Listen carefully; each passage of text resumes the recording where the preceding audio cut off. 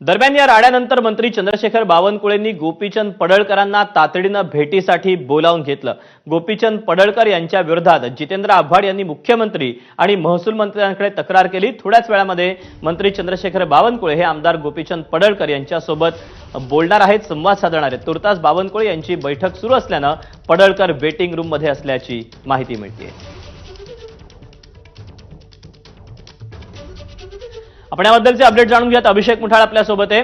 अभिषेक, बावनकुळेंनी तातडीने पडळकरांना बोलावून घेतल्याचं समजतंय, काय नेमकं घडतंय?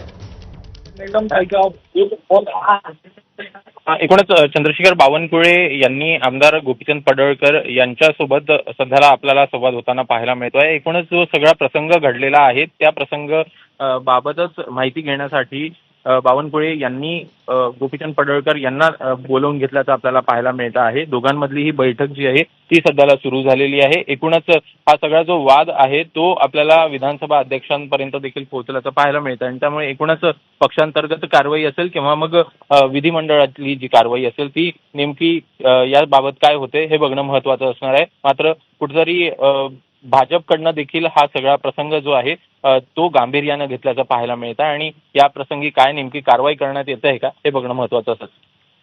अभिषेक, धन्यवाद दिलेल्या सविस्तर माहितीबद्दल।